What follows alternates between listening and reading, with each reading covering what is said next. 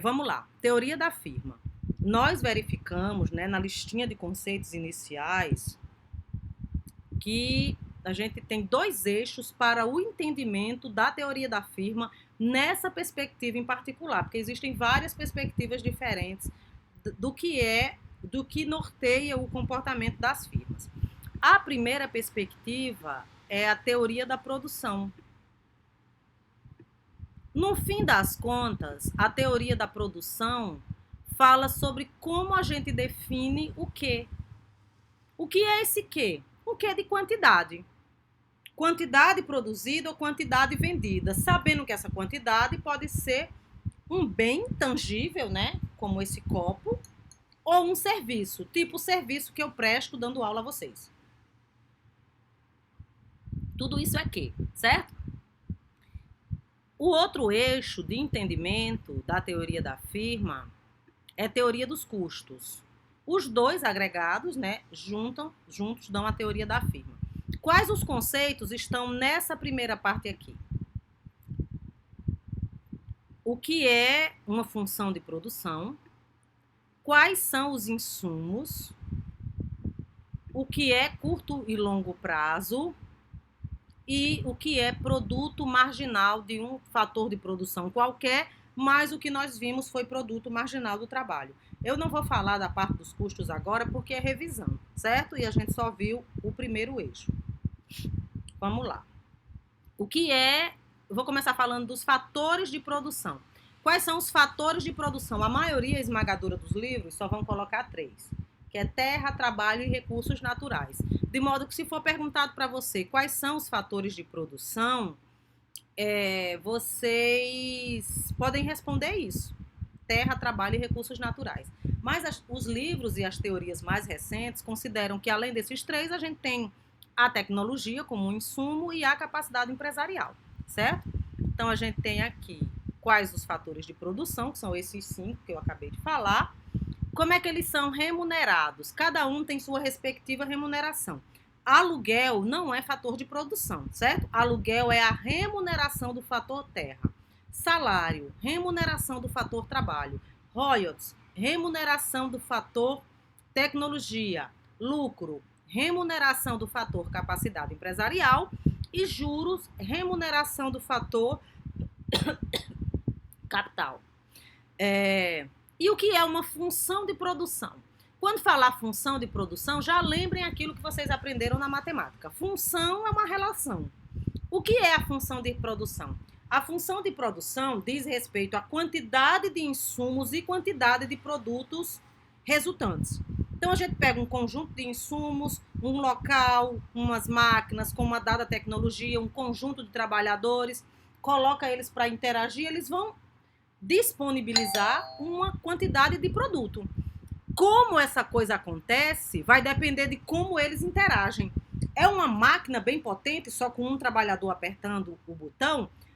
São muitos trabalhadores e pouco capital?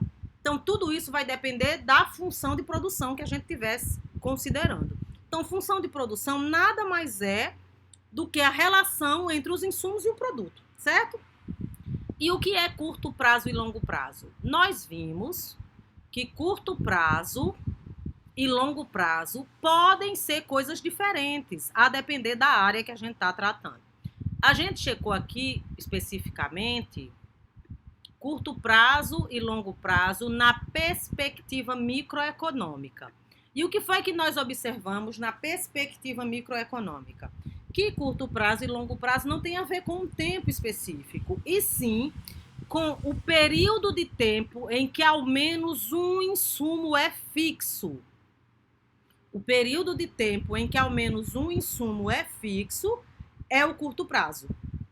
O período de tempo em que todos os insumos podem variar é o longo prazo, certo? O que faz com que algumas empresas estejam no curto prazo? Às vezes é recurso. Tem empresa que ela está crescendo, está contratando mais trabalhador, mas ela ainda não consegue sair daquele prédio. Ela ainda não consegue trocar as instalações. Ela ainda não consegue comprar uma máquina nova. Então, ela está no curto prazo. Por que não envolve tempo? Porque uma pessoa que, sei lá, produz piscina é diferente o que é curto e longo prazo para uma empresa que produz drone, do que para uma empresa que a pessoa produz coxinha, certo? O que é curto e longo prazo vai depender de cada setor e de cada empresa. Por fim, nós vimos o que era produto marginal do trabalho. Produto marginal do trabalho. PMG, produto marginal. Vou botar um T aqui embaixo para a gente ver o que é produto marginal do trabalho. Nós verificamos que quando eu vou contratando mais trabalhadores, né? Eu dei até um exemplo de uma fábrica de cupcake de Red Velvet, que, salvo engano, era da Beatriz. Aí tinha um trabalhador, tinha 2 trabalhadores, tinha 3 trabalhadores, tal. Só um minuto. A vista é tão linda. Né? Dá pra ver até a praia. Que bonito. E do outro lado, que chega parece um Amazonas, cheio só o mar. Pronto, agora vai carregando mais coisas. Não tô cansada. Aff, que menina mole. A menina só foi uma vez, minha gente, pra mudança. Já só carregou um negócio. Vem cá, pro menino verem você passar vergonha. Não, foi embora. Poxa, mas essa sacola tá pesada. Eu tava com vontade de pegar aquele carrinho, só que eu tenho vergonha de eu não saber. Bota o meu óculos escuro, ele é grande. Se você passar vergonha, ninguém vai saber quem é você depois. A pessoa não faz, bem pertinho assim. A pessoa não tá disposta a ajudar, né? Vocês estão vendo que é triste, é humilhante a pessoa precisar dos outros, minha gente. E passar essa humilhação. Tô aqui sozinha pra me mudar. Só tem um total de uma pessoa que carregou uma sacola. É a Beatriz, viu? Espero que você, a sua xará, que você, enquanto xará dela, não seja do mesmo naipe. Os meninos estão se oferecendo aqui, Beatriz, mas vão cobrar dinheiro, porque esses meninos são sem vergonha. Mano, se ela dá 5 pontos a cada um. Ela tá dizendo que eu dei 5 pontos a vocês. Menino, os meninos estão gravando. Minha gente, olha, para fins de gravação, isso foi uma piada interna, de modo que nós temos um trato que permite esse tipo de coisa sem que seja perdido o fluxo da aula. Vamos voltar. Porque eu tô aqui com os meninos na intimidade. Aí, vamos lá. Ó, quando o primeiro trabalhador entra, ele acrescenta X à produção. Quando o segundo trabalhador entra, ele já não acrescenta o mesmo X. Ele acrescenta um Y. Quando o terceiro trabalhador entra, ele acrescenta W. Se a gente está no curto prazo, ou seja, eu só estou mudando... Descansa um pouquinho, meu filho, depois você volta. Eu só estou mudando o número de trabalhadores, mas os outros insumos estão fixos. Cada vez o próximo trabalhador acrescenta menos do que o anterior. Então, o que é produto marginal? Para a gente relembrar. Produto marginal é enquanto a produção cresce, quando eu acrescento um trabalhador. É o delta da produção. Enquanto ela aumenta, quando eu trago um trabalhador a mais. Certo? O que é produto marginal decrescente? É a propriedade que o produto marginal assume de crescer a taxas decrescentes. Ou seja, cada trabalhador acrescenta menos do que o trabalhador anterior. Qual é a razão disso? A razão disso é porque, como os outros insumos estão fixos, cada trabalhador extra vai rendendo menos porque ele vai se tornando relativamente ineficiente devido à característica fixa dos demais insumos. Isso, Ercílio, isso tem a ver com lei dos rendimentos decrescentes, querido. Eu não falei ainda porque eu não cheguei a mencionar o conceito, mas se vocês já conhecem, produto marginal do trabalho é o produto do fator trabalho. Lei dos rendimentos decrescentes é o fenômeno em si, ok? Se vocês já viram isso com Alexandre, é a mesma coisa. Ótimo. E que bom que vocês conseguiram estabelecer conexão, né? É exatamente isso, lei dos rendimentos decrescentes. Exatamente. Então, ó, produto marginal decrescente, a gente acabou de ver. Lei dos rendimentos decrescentes é o fenômeno ou a característica que um dado insumo tem de crescer a taxas decrescentes quando os demais insumos são fixos. Ok? ok? Só para a gente fazer a continha aqui, né? E lembrando que vocês podem fazer com delta ou com a derivada. Tô falando isso só para que vocês consigam fazer a mesma coisa que vocês fizeram agora com fundamentos das ideias, que é estabelecer conexão, certo? Não quer dizer que eu vou cobrar a derivada de vocês aqui não, nem se preocupem, até porque a gente não vê as funções exatamente. Então, o que é a equaçãozinha do produto marginal? Delta Q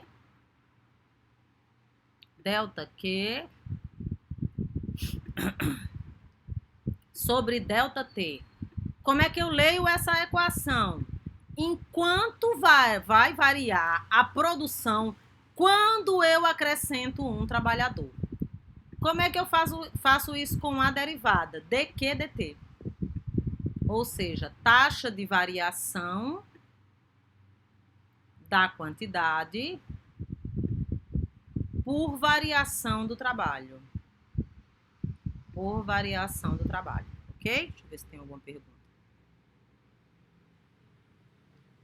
Não, na disciplina de introdução a gente não vê matemática não, Exílio, porque não é pré-requisito. Quando eu dou essa mesma disciplina para o curso de engenharia, eu coloco derivadas. Porque eles veem essa disciplina lá no fim do curso. Mas já tem um tempo que eu estou só na economia. Esse é o resuminho dos conceitos em relação a custo, que a gente não vai ver, certo? Vocês têm alguma dúvida da revisão de alguma coisa da aula passada que eu não mencionei? Não? Então vamos lá. Professor, não tem. Diga, querido. Aquele Q e aquele T ali é o quê? O que é o quê? Na fórmula. Q é quantidade, T é trabalho. Quantidade de quê? Quantidade produzida. De sim, qualquer valeu, coisa que a gente esteja considerando, certo? Ó, Q é quantidade produzida, T é número de trabalhadores. O que é que significa delta Q, delta T? Variação da quantidade produzida quando eu acrescento um trabalhador. Não sei se vocês se lembram, a gente tinha a primeira quantidade era quanto? 50. Quantos trabalhadores eu tinha? 1. Depois, a primeira quantidade era 90. Então, a produção variou em quanto? 40. Quando eu acrescentei mais um trabalhador, certo? Então, se eu tinha uma produção de 50 com um trabalhador, uma produção de 90 com 2 trabalhadores, qual foi o delta Q? A diferença, 40, certo? Porque a produção saiu de 50 para 90. O Q é a produção, o delta Q é a variação da produção. Deu para entender? Acho que foi o Eurico, não foi que me perguntou? Ficou claro? Ficou, professor. Okay. Obrigado. Por nada, querido. Vamos lá. Então, a gente continua na pegada de empresa, certo? Então, não é a perspectiva de consumidor, não. A gente vai pegar a perspectiva do empresário. Retomando, o que é produto marginal? Produto marginal de qualquer insumo. Por que qualquer insumo? Porque não é só trabalho que tem produto marginal. Eu posso ter o produto marginal do capital, que é enquanto a produção cresce, quando eu compro mais uma unidade de capital. Eu tenho uma máquina, a produção é X. Eu tenho agora 2 máquinas, a produção é de quanto? Certo? Qual é o delta da produção quando eu tenho um delta de máquina? Então, cada insumo tem seu produto marginal. A gente está trabalhando só com o fator trabalho, mas qualquer produto, qualquer insumo pode ter o seu produto marginal. Então, o produto marginal de qualquer insumo no processo de produção é o aumento da produção que surge quando uma unidade adicional desse insumo é acrescida. Colocando especificamente para o que a gente viu, o que é produto marginal do trabalho? É a variação na produção quando eu acrescento, ao invés de qualquer insumo aqui, quando eu acrescento trabalho. Enquanto a produção aumenta, quando surge uma unidade adicional de quê? De trabalho, certo? Produto marginal decrescente. Ó, produto marginal decrescente é a propriedade pela qual o produto marginal de um insumo diminui à medida que a quantidade aumenta. Não confundir o que é a produção, com o delta Q. A produção é o total, é o todo. O delta Q é a variação, certo? A produção, ela ia aumentando, ela saía de 50 para 90, para 120, para 140, para 150. O acréscimo é que era decrescente. Então, cada vez o delta era um delta menor do que o anterior. Então, produto marginal decrescente é a propriedade pela qual um produto marginal diminui à medida que a quantidade desse insumo aumenta. Aí aqui tem um exemplo, né? À medida que mais e mais trabalhadores são contratados em uma empresa, cada trabalhador adicional contribui cada vez menos. Por quê? Porque os outros insumos estão fixos. Então, não confundir a produção com o delta da produção, porque senão você pode dizer assim, não, mas a produção está diminuindo. Não está. Se ela saiu de 50 para 90, ela aumentou. Certo? Se ela saiu de 90 para 120, ela aumentou. Só que ela aumenta a taxas decrescentes. Então, um dos exemplos mais utilizados é na produção agrícola. Isso também está na maioria dos livros, certo? É mais utilizado isso para entender a questão do trato no meio rural.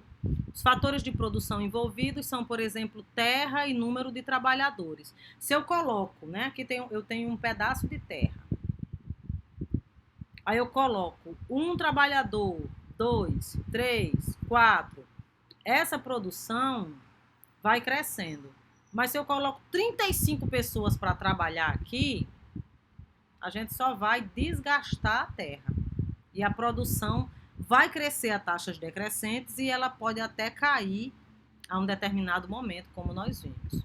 A maioria dos livros, né, nem considera essa parte em que já está caindo, porque considera que nenhum empresário racional chegaria a esse ponto, né? Deixa eu ver o que acontece se eu contratar mais gente e tiver tudo dando errado. Não, tá dando errado mesmo, hein? Deixa eu contratar mais uma pessoa. Nossa, como deu errado. Não faz sentido, né? Então, ó, aqui é a nossa função de produção, certo? Vamos lá. Deixa eu ver se dá para aumentar.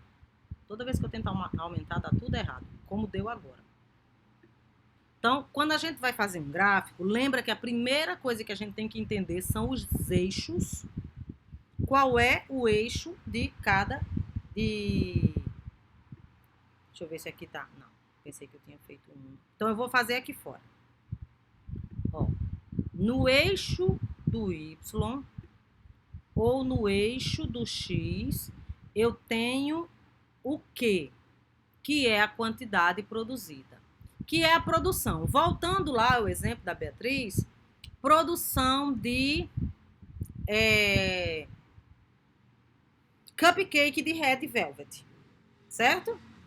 Beatriz produzindo cupcake de Red Velvet. Aqui é o número de funcionários que Beatriz contratou, que eu vou chamar de T. Então, vamos olhar para cá, ó. Quantidade produzida, né, que é o nosso Q. Número de trabalhadores, ó. Vou passar um tracinho aqui embaixo, certo? Que é o T que eu coloquei aqui. O que é uma função de produção? Como nós vimos, é uma relação entre insumos e produto. Só que como o gráfico só tem 2 eixos, aqui a gente está relacionando a produção com a quantidade de trabalhador. Então, já entendemos o que é o eixo. A gente pode voltar para cá.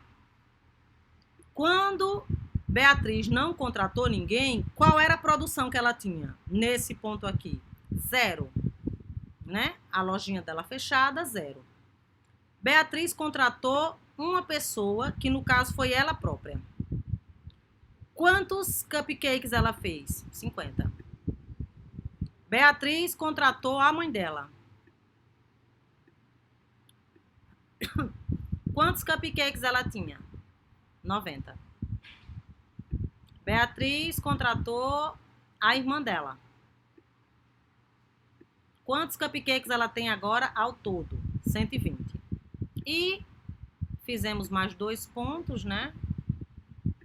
em que salvo engano, né, na historinha que a gente inventou, era o namorado da irmã de Beatriz, depois era, sei lá, um primo distante, não me lembro. Eu sei que o quinto funcionário fez com que a produção total fosse de 150. Todo mundo entendeu como é que monta esse gráfico? Entendeu? Como é que eu sei que ele cresce a taxas decrescentes? Vou tirar esses tracinhos para vocês poderem ver. Como eu falei, minha gente, vocês precisam aprender a ler gráficos e figuras e mapas e afins, certo? Por quê? Porque sabendo ler, vocês vão saber fazer e vocês ganham dinheiro para fazer isso. Ó, olha essa primeira distância aqui, ó. Essa primeira distância representa os 50 cupcakes.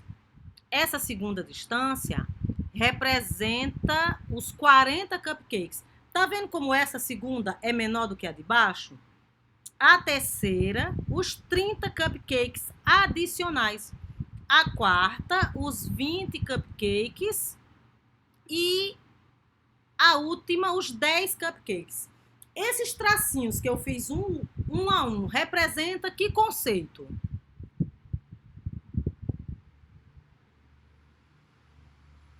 Vocês lembram? Essa distanciazinha que eu percorri daqui para cá, daqui para cá, daqui para cá, daqui para cá, daqui para cá. Produto marginal, exatamente, Ercílio. Nesse caso em particular, é o produto marginal do trabalho, exatamente, certo? O que é que vocês estão fazendo? Lendo o gráfico. Não está escrito produto marginal do trabalho em nenhum canto aqui, mas vocês conseguem ler essa informação. É isso que é capital humano, minha gente. Certo? Provavelmente, uma pessoa que fosse considerada um trabalhador apenas alfabetizado, ele não conseguiria ler isso aqui, certo?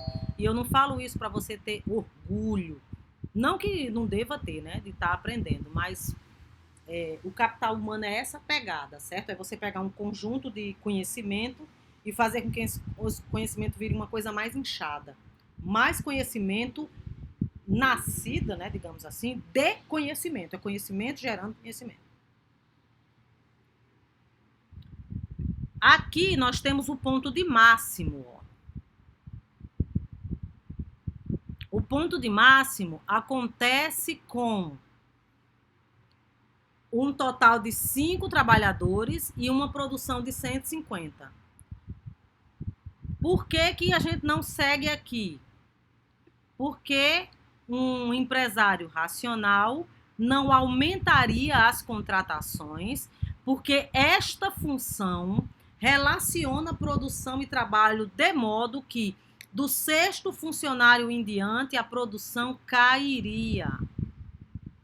Por isso que a maioria das funções de produção, elas só vão até o ponto de máximo, certo? Que é esse ponto aqui. Ok? O que é que eu recomendo que vocês façam? Aí eu já uso a primeira prova como referência. Nós temos uma comunicação muito boa, né? Eu com vocês e vocês comigo também. De modo que vocês têm muita facilidade de compreender o que eu falo e vocês também têm facilidade de me dizer que não estão compreendendo, pelo menos a maioria.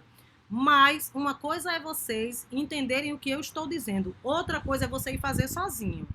Percebo que alguns de vocês se atrapalharam com bobagem na prova porque olharam assim, entendi. Entendi que um eixo é Q, entendi que um eixo é T, entendi que vai crescendo, tem um ponto de máximo e que isso é a função de produção e que os pontinhos 1 a 1 é o produto marginal. Mas se você não for fazer, você nem vai prestar atenção o que é que não ficou muito claro. Então, tentem fazer os gráficos, certo? Conectando aos conceitos. Porque se você fosse se valer apenas da minha fala, é mais provável que você se esqueça. Vocês todos, ok? Então, ó, a lei dos rendimentos marginais decrescentes afirma que, foi um de vocês, acho que foi o Ercílio que me perguntou, é lei dos rendimentos decrescentes? Tudo isso que a gente viu aqui, tudo isso o quê? Principalmente essa ligação dos pontinhos aqui, ó. Ela se relaciona com a lei dos rendimentos decrescentes.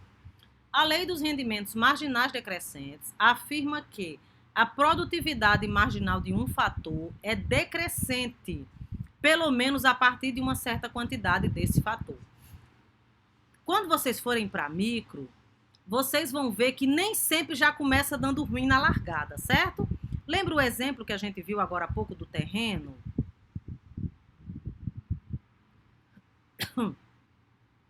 O terreno, se eu tenho um trabalhador, eu tenho uma produção X. Se eu tenho 2 trabalhadores, provavelmente aumenta.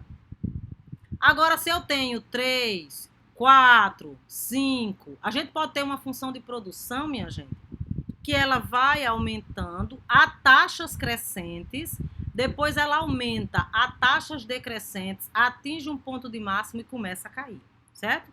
Então, nem sempre vai começar já dando ruim, como no nosso exemplo da lojinha de cupcake da Beatriz. Eu não sei se vocês conhecem um quiosque de sorvete de casquinha que tem lá no Mangabeira Shopping. Não é um famoso desses de McDonald's ou Bob's, não, é um outro. Como é que funciona? Só tem uma menina aqui. Eu espero que vocês não trabalhem lá, né? Se trabalhar ou se essa menina for você, isso fica como crítica construtiva, certo? Só tem a menina. A menina. Aí aqui tem uma fila, né? Tá escrito aqui, fila. Se tiver 35 pessoas, a menina atende o pedido das 35 pessoas. Depois que ela atende todos os pedidos, aí ela manda você para cá, para ela começar a fazer o sorvete dos 35. Mas enquanto ela está fazendo o sorvete dos 35, vão chegando mais 35. Enquanto ela está fazendo o sorvete desse povo da filinha rosa, que agora estão aqui, o que é que os da filinha azul faz? Se quiser que lute e espere, ok? Então eu estava lá com a minha mãe, com as minhas 2 sobrinhas mais novas, fazendo a conta, né? Pensando, eu vou usar isso aí como exemplo de produto marginal.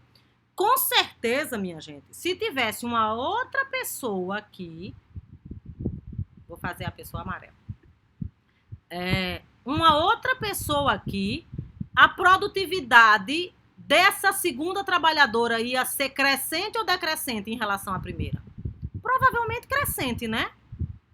Até porque o esquema de trabalho que essa daqui inventou, não sei se é a melhor. Mas vamos tentar pensar se ela quisesse fazer diferente. Por exemplo, se fossem vocês a trabalhar aqui, vocês pegariam o primeiro pedido, ia fazer o sorvete.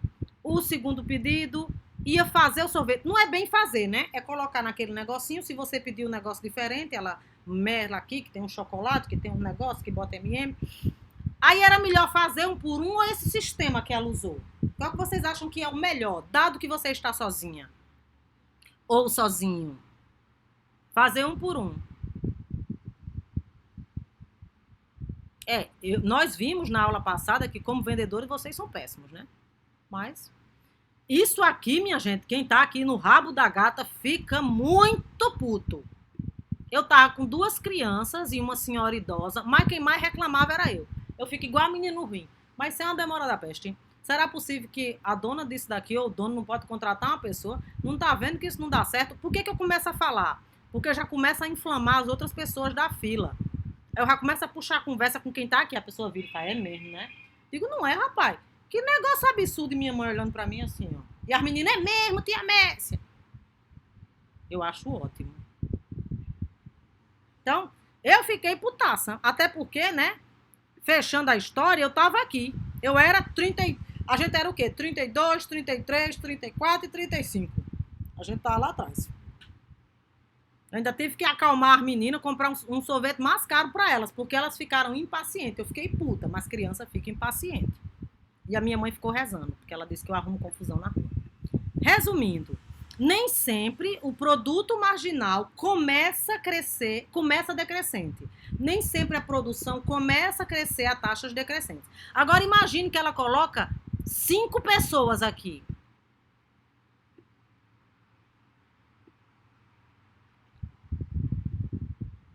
Uma para pegar o troco, uma para pegar a casquinha se for de chocolate, outra se for mista, outra se for baunilha. Aí vai baldear o negócio, né?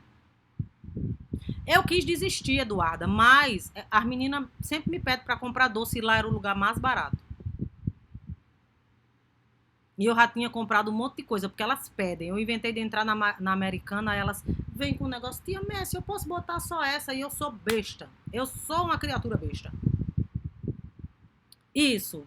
Não, 2 pessoas é um T, né? Perfeito, me parece, nesse desenho. Até porque o quiosque é desse tamanho aqui, ó.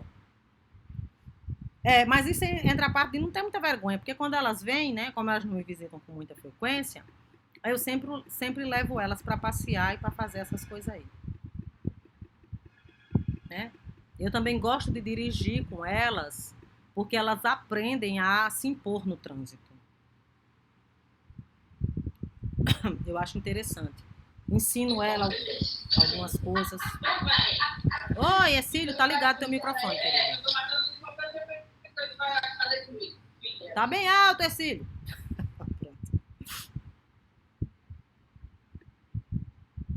Pronto? Então, começa sempre a taxas decrescentes? Não. Às vezes começa a taxas crescentes. O que vocês têm que perceber é, está aumentando. Tem maneiras e maneiras de aumentar, certo? A taxas crescentes, a taxas decrescentes e pode aumentar a taxas constantes, que é 50, 100, 150, 200. A gente tem que investigar, minha gente, até a natureza desse aumento. Até a natureza desse aumento, porque isso é uma informação. Imagine que vocês têm 3 empresas. Uma, o produto aumenta taxas decrescentes, toda vez que há uma contratação. Outra, aumenta taxas crescentes. A outra, aumenta taxas constantes. Ah, mas são filiais, é a mesma empresa? Não é. Você tem que investigar o que é que está acontecendo na função de produção de cada empresa, de por que o fenômeno é diferente nas 3 filiais, certo? Tudo isso é alvo de investigação. Então, lei dos rendimentos decrescentes. Aumentar o fator variável. Qual é o fator variável aqui? O trabalho. Quais são os fatores fixos? Os demais. Terra, capital, tecnologia, capacidade empresarial. Sendo dada a quantidade de um fator fixo, né? Então, o trabalho está aumentando os outros fixos, a produtividade marginal vai crescendo até certo ponto, a partir daí ela decresce e torna-se negativa. Aí a gente tem um exemplo, né, mais uma vez, da atividade agrícola. Eu tento sempre dar outros exemplos para vocês, porque a maioria dos livros só vão ficar no exemplo das atividades agrícolas, né? Que é mais ou menos o exemplo que eu falei aqui para vocês agora, de colocar mais trabalhadores num pedaço fixo de terra. Teoria dos custos. Vocês têm alguma dúvida? Deixa eu só ver aqui, porque eu acho que a Beatriz foi dormir. Beatriz! Leve mais caixa, meu filho. Acho que ela não vai não, minha gente. Ela não tá nem me escutando. Ela deve estar com fone no ouvido. É humilhante você fazer a sua própria mudança sozinha. Alguma dúvida? Cadê vocês, povo? Pode dizer que sim, que não. Qual é a parte que a gente viu até agora? Produção. Produção. Se eu não me engano, foi o Gabriel que me falou uma vez à noite qual era o capítulo. Você lembra, Gabriel? Alguém me perguntou. Minha gente, tem no CIGA. Eu já falei, mas eu esqueci. No CIGA está escrito lá quais são os capítulos. O de teoria do consumidor é o 21. O outro eu acho que é o 14. O título do capítulo é Teoria dos Custos, mas ele fala de produção, certo? Pode usar qualquer material. Peço só que tomem cuidados com materiais que vocês encontram na internet, porque a internet é terra de ninguém. Certo? Eu posso pedir para as minhas 2 sobrinhas, enquanto esperam na... Sim, uma outra coisa que eu observei dos trabalhos que vocês fizeram é que vocês usaram Wikipédia. Wikipédia é uma biblioteca livre. O que é uma biblioteca livre? É uma biblioteca que cada um vai lá e preenche. No Brasil, ela não funciona tão bem como nos outros lugares. De modo que aqui qualquer um mesmo escreve, sem maiores fundamentações. Não usem Wikipédia para fontes formais, nem fontes numéricas, nem fontes de texto, certo? Eu poderia, né, ter colocado as minhas sobrinhas para esperar o sorvete preenchendo assuntos de economia no Wikipédia para vocês consultarem depois. E uma tem 11 anos, a outra 12. Certo? Não confiem. Não confiem. Ok? Então vamos lá. Então, né, a gente está fechando a parte de produção, vamos começar a parte de custos. Lembrando que hoje, excepcionalmente, nós estamos fazendo a gravação que vai ser disponibilizado para todos depois, certo? Inclusive quem foi chegando depois. Não, não é esse capítulo mesmo não. Se esse 14 que vocês têm aí é empresas e mercado competitivo, é outro capítulo. Não é esse não. Então dá uma olhadinha lá no SIGA. Se ainda persistirem as dúvidas, vocês me perguntam, certo? Os meus livros já estão todos encaixados, mas eu desencaixo para achar e perguntar para vocês. Algumas coisas vão ficar mais rápidas se vocês me perguntarem no WhatsApp, que eu vou me esforçar para responder. Mas eu já coloquei hoje como tarefa do dia entregar o resultado dos textinhos para vocês, com nota, e passar o texto novo. O segundo, lembrando que quem não fez o texto primeiro pode fazer o segundo. Porque se você tirar 2,5 em todas, você fica com 7,5. Não é isso? Peraí. Eu tô dando aula aqui, viu? Tô dando aula aqui. Beatriz já tá com a chave. Hein? Beatriz já tá com a chave, eu tô dando aula aqui, tá bom? Tá dando aula aí? Só pra diminuir o barulho. Só um minutinho, minha gente. Mãe, eu tô dando aula aqui, viu? E Beatriz já tá com a chave. Não tem jeito. Aí eu vou continuar aqui, se vocês puderem ir lá, viu? Com Beatriz. Já. Aí não fazer muito barulho, eu tô aqui dando aula, tá bom? Vamos lá. Teoria dos custos. Mãe, me dá um pouquinho d'água aqui, por favor. Deixa eu repassar os conceitos aqui para vocês, bem rapidinho. Minha gente, vocês já viram que o pessoal aqui na minha casa me ignora completamente, né? Pedir água. Ó, quais são os conceitos? A gente vai ver o que é custo em si, o que é lucro econômico e o que é lucro contábil. Mãe, me dê um pouquinho d'água, por favor. A diferença de lucro econômico para lucro contábil, revisar o que é custo de oportunidade, ver o que é custo explícito e custo implícito. A gente não vai ver tudo hoje não, certo? Mas enfim, só para vocês terem ideia. A gente vai atualizar o senso comum para vocês do que é custo fixo, custo variável e custo total. Vamos ver o que é um custo médio. A gente pode até manter a mesma empresa da Beatriz. Custo fixo médio, custo variável médio, custo marginal e falácia dos custos irrecuperáveis. Aí a gente faz a prova. Esse mesmo, César. Os custos de produção, capítulo 13. Obrigada, viu, querido? Capítulo 13, viu, meninos? Muito obrigada. Vocês são muito gentis.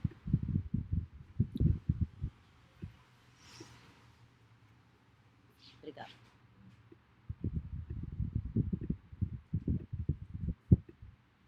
Tentem fazer também um checklist dos conceitos, certo? Isso ajuda a ler os gráficos melhor, ler a tabela, ler no gráfico que não está explícito lá, como aquele produto marginal que vocês conseguiram ver.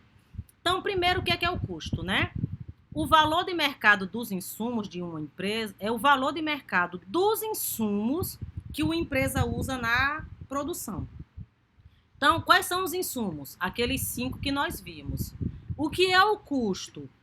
O custo vai ter a ver com aquelas 5 remunerações que nós vimos. Qual é o valor de mercado do salário? Qual é o valor de mercado do aluguel? Qual é o valor de mercado do capital, certo? Por quê? Vamos tentar pensar em 2 coisas. Trabalho e o local onde Beatriz vai abrir essa empresa. Uma coisa é Beatriz abrir a loja dela na Edson Ramalho. Outra coisa é Beatriz abrir a loja dela na Josefa Taveira. O que é que isso tem a ver, minha gente, com valor de mercado de aluguel? Tem alguém aqui que não está em João Pessoa ou não conhece essas ruas que eu acabei de falar? Josefa Taveira e Edson Ramalho. Conhecem os bairros, pelo menos?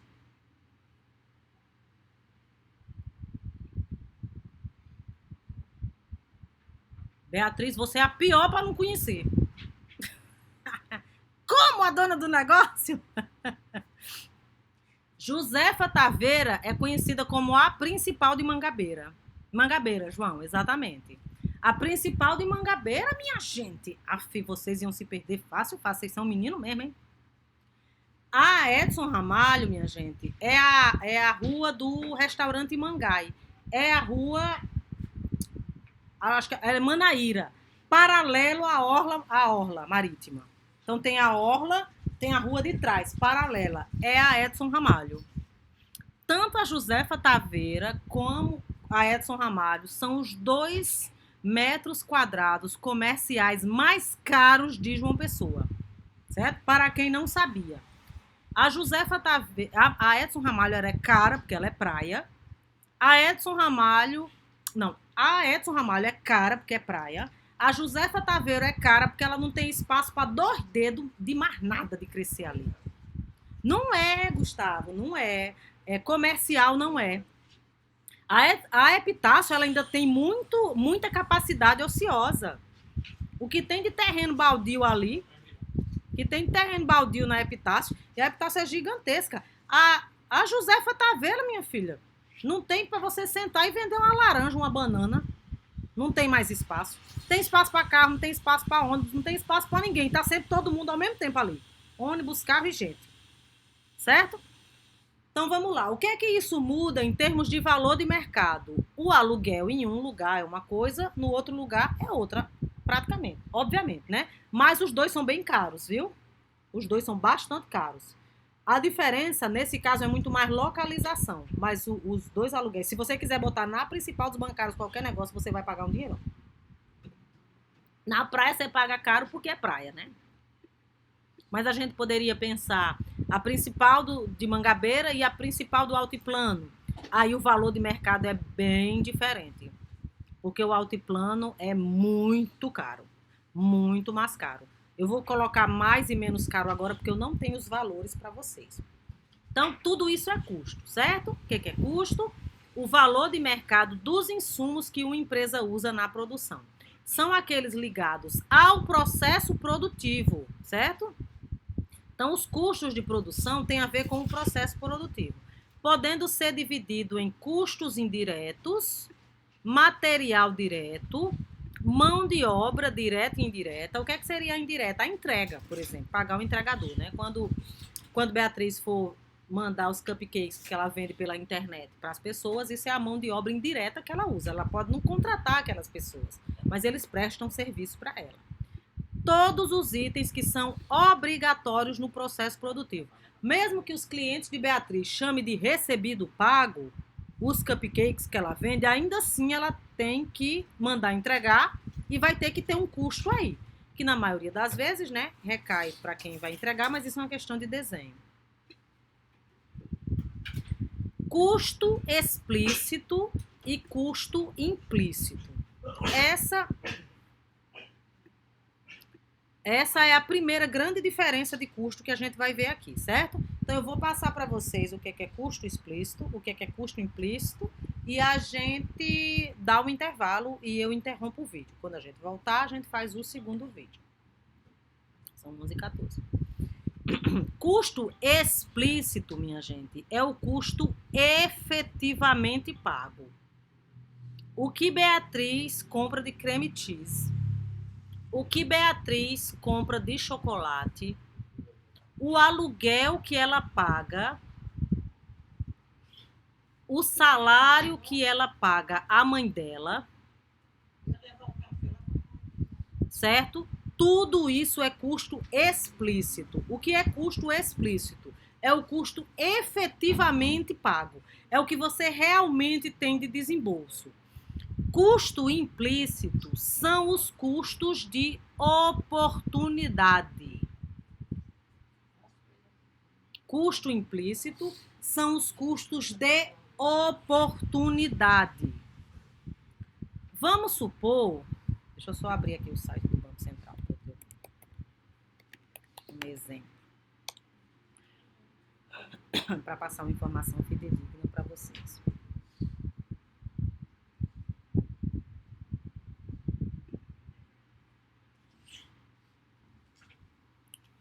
Como esse computador tá.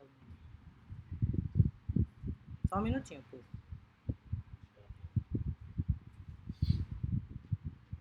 Ó, vamos supor que Beatriz ganha por mês 11% do capital investido. Beatriz investiu X reais nessa lojinha de cupcake. Certo?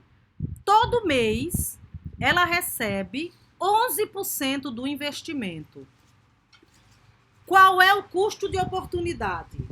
Em termos financeiros, me digam um custo de oportunidade. Desse recurso que ela investiu, X reais.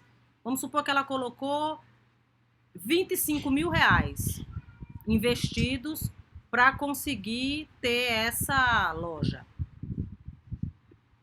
Todo mês, ela ganha 11% do valor investido. O que é que vocês conseguem pensar em termos de custo de oportunidade? Dela ter pego esse dinheiro e decidido abrir uma loja de cupcake. Vocês estão entendendo a pergunta? Sim. Peraí, eu tenho um rendimento de 11% todo mês. Não, querido, ela ganha 11% todo mês. Não, o custo de oportunidade seria isso, se ela não tivesse investido. Mas me fala alguma coisa mais em termos percentuais ou de valor, João. O que é que ela... Me diga uma outra coisa que ela poderia fazer com esses 25 mil. Com risco baixo. Risco baixíssimo. Mais baixo ainda do que o risco dela ter uma empresa. Tesouro direto. Tesouro direto. Quanto é que está rendendo o tesouro direto? Eu não sei. Tenho que ver. Eu abri aqui porque eu... Depende. Não, que depende, Igor, eu te mato. Como é que quanto está... Meu Deus, Igor. Ai, ai, ai. Tesouro Selic, se for Tesouro Selic, é uma coisa. Se for Tesouro IPCA, é outra. Sim, criatura. Mas a gente considera aqui o mais simples, que é o que não vai ter correção da inflação. Nem disso eu falei. Realmente, eu não tenho que lhe matar, não. Você tá certo, viu? Sinta-se ressuscitado. Vai depender, certo? Se a gente considerar o investimento mais simples, né? Olha aí os humilhados sendo exaltados, né, Igor? Vai render, né? O Tesouro Selic, ele rende 12,75 hoje. 12,75. Se Beatriz ganha 11% e com o Tesouro Selic ela ganharia 12,75, me digam em termos percentuais qual é o custo de oportunidade dela ter uma empresa e não renda passiva com o Tesouro Selic. 1,75. Entendeu agora, João? E Igor? Não, Igor já tinha entendido até mais. Eu é que estava com muito ódio no coração, né? Não é, Igor? Sem necessidade. E olha que o Igor colocou uma questão, a gente nem está colocando cobrir a inflação. Que ela poderia até diversificar, né? Vamos supor que Beatriz quer ter uma renda de desembolso mais imediato, sem custo, que é um problema que a gente tem com os tesouros que tem a inflação como garantia, né? Mínima garantia. Eles têm prazo, eles em geral têm prazos mais complicados, né? Se você for sacar antes, você não consegue ter essa vantagem, que é exatamente pré-fixado. É você separar o que é pré-fixado e o que é pós-fixado. Mas não era obrigado Beatriz ter todo esse dinheiro no Tesouro Selic. Ela poderia colocar num CDB, numa LCI, numa LCA, ou só deixar no Tesouro Direto, diversificando, né? Vamos supor que Beatriz é avessa ao risco, né? Que ela é uma investidora conservadora. Então, enfim, o que é o custo implícito e o custo explícito? Custo explícito é o custo que envolve desembolso.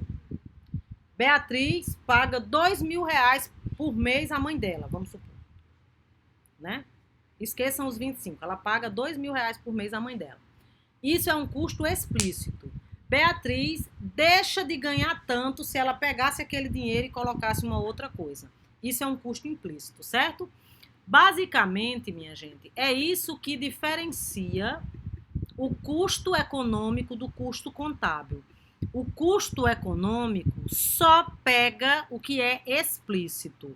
O custo contábil só pega o que é explícito. O custo implícito envolve, na sua decisão de negócio, trabalhar os custos de oportunidade. Porque pode acontecer, né, como aconteceu uma pandemia, e Beatriz quebrar. E se ela tivesse o recurso dela guardado aqui, ela teria menos volatilidade do que um negócio produtivo, se ela deixasse no negócio financeiro. Então, custo explícito é o custo que envolve desembolso. São os custos contábeis. Custo implícito... minha gente, vocês passando aqui na frente. Sei não. Custo implícito são os custos de oportunidade. Vocês entenderam? Entenderam?